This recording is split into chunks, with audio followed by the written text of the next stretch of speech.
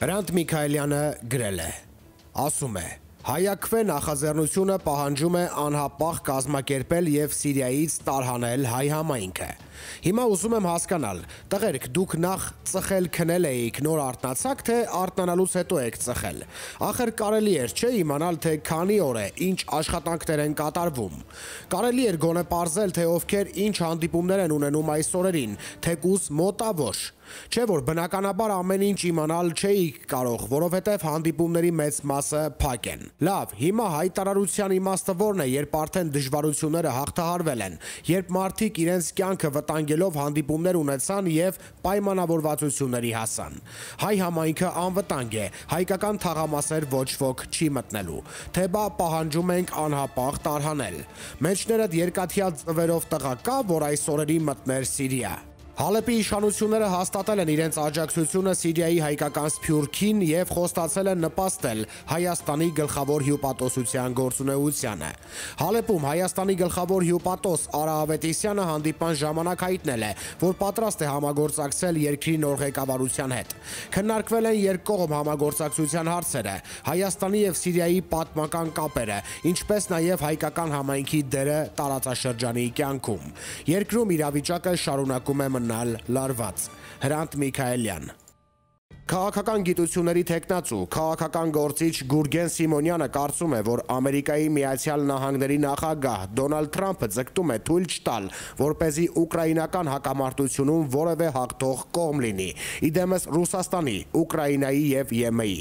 Նա ցանկանում է ԱՄՆ-ի համար ապահովել միանձնյա հաղթողի կարգավիճակ։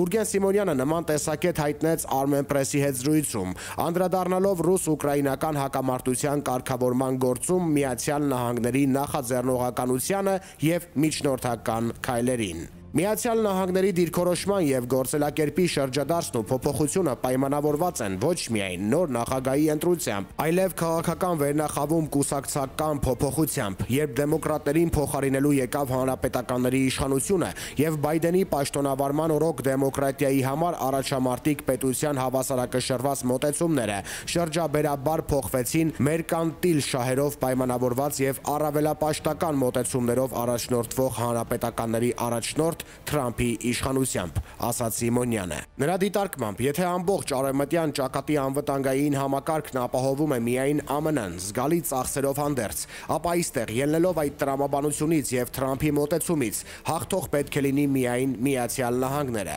Ուստի նրա հարձակումն Ուկրաինայի նախագահի նկատմամբ տեղի ունեցավ բացառապես այն նպատակով, որտեղ բացի Ռուսաստանի Դաշնության նախագահ Վլադիմիր Պուտինի հետ քննարկումները շարունակելու համատեքստում։ Թրամփն ու նրա գլխավորած իշխանությունը, ինչպես նաև Միացյալ Նահանգներում առկա քաղաքական հոսանքը հակառակորդ են ընդունում Չինաստանին։ Դա նաև նշված է ռազմավարություններում, որոնք ամրագրել են այդ տեսակետը։ ԱՄՆ-ի ամբողջ վերնախավն այսօր ընդունում է Չինաստանին որպես թիվ 1 ախոյան, ուստի չոր հաշվարկների համատեքստում Վաշինգտոնին ձեռնտու է ոչ միայն Եվրոպայի կարողությունների և ներուժի օգտագործումը, որն ի դեպ նույնպես հաղթող չէ և կրկին լինելու է կամակատարի կարգավիճակով, այլ նաև պարտված Ուկրաինայի և Ռուսաստանի հավաքական ներուժի օգտագործումը, նշեց Գուրգեն Սիմոնյանը։ Սիմոնյանի կարծիքով նման մոտեցումը բնականաբար չէր կարող չհուզել Չինաստանին, այդ իսկ պատճառով այնտեղից լսվեցին բազմաթիվ ուշագրավ հայտարարություններ։ Չինական կողմը ռետրոսպեկտիվ վերլուծություն անելով հասկացավ ամերիկյան պլանը, հետևաբար փորձում է ռուս-ուկրաինական հակամարտության պարագայում ձևավորել ոչ թե միանձնյա հաղթողի աշխարհ, այլ բազմամակարդակ հաղթողների աշխարհ, որտեղ կլինի կամային ուժերի և հավակնությունների բազմազանություն։ Չինաստանը մեծ տնտեսական կապեր ունի Եվրամիության հետ։ Եթե Եվրոպան ձայնազուրկի կարգավիճակում չլինի, ապա հակաչինական մոտեցումների ագրեսիվության չափաբաժինը զգալիորեն կնվազի։ Սա է պատճառը, որ եվրոպական խոշոր երկրների ղեկավարներն ԱՄՆ-ի հետ անվտանգային համակարգին զուգահեռ միտված են նաև համաեվրոպական անվտանգային համակարգի ձևավորմանը, որպեսզի հետայսու ևս իրենց կամքը պարտադրեն հակառակորդ կողմին՝ Ռուսաստանին։ Հիմա աշխարհը շարժվում է մի ուղղությամբ, որտեղ ավանդաբար մեկը մյուսին սատարող կողմերը կարող են ժամանակավորապես փոխել իրենց դիրքորոշումները, պարզաբանեց զրուցակիցը։ Արձանալով Միացյալ Նահանգների պետքարտուղար Մարկո Ռուբիոյի տեսակետներին, որոնց համաձայն անհեթեթություն է կարծել, որ ռուս-ուկրաինական հակամարտության կարգավորումը կարևոր է, սակայն այդ գործընթացը չպետք է ղեկավարի Թրամփը կամ եթե հակամարտության կարգավորմամբ զբաղվեին դեմոկրատները, այլ ոչ թե հանրապետականները, ապա գործընթացը կհամարվեր խաղաղության Նոբելյան մրցանակին արժանի նախաձեռնություն։ Սիմոնյանն ընդգծեց, որ դրանք մանիպուլյացիա պարունակող դիտարկումներ են։ Այնինչ հիմա կոչում են խաղաղության եւ հաշտեցման գործընթացի մեկնարկ, այլ կողմերը կարող են վերցանել որպես երրորդ երկրի հաշվին գործելու եւ երրորդ երկրին լուսանցքում թողնելու միջոցով բանակցությունների վարում ուժային բևեռի հետ, վերջում ամբողջ պատասխանատվությունը բարթելով այդ երրորդ երկրի վրա։ Եթե ԱՄՆ-ն Ռուսաստանի Դաշնության հետ բանակցում է, կանխակալ վերաբերմունք ցուցաբերելով Ուկրաինայի նկատմամբ, ապա դժվար է նման վարկն ու քաղաքականությունն անվանել դեպի խաղաղության տանող հանգամանք։ Մի պետության հաշվին խաղաղության կերտումն ամբողջ աշխարհն արդեն ժամանակին տեսել է, ասաց Սիմոնյանը։ Նա մասնավորապես հիշեցրեց Լեհաստանի օրինակը երկրորդ աշխարհամարտից առաջ, երբ Մեծ Բրիտանիայի վարչապետ Չեմբերլենը հասկացավ, որ պացիֆիստական մոտեցումներով պայմանավորված դիրքորոշումն ամենևին էլ խաղաղություն չէր բերելու Եվրոպային, առավել ևս, երբ Լեհաստանի պարագայում համաձայնեցին զիջումների հօգուտ Երրորդ Ռեյխի։ Հիմա կրկնում են նույնը եւ կանգնում են նույն փոცხի։ Դեռ քանի անգամ պետք է աշխարհն այդ աղետների միջով անցնի, որպեսզի մարդկությունն ի վերջո հասկանա, որ փոքրիկ անարդարությամբ մեծ արդարություն չես կերտի։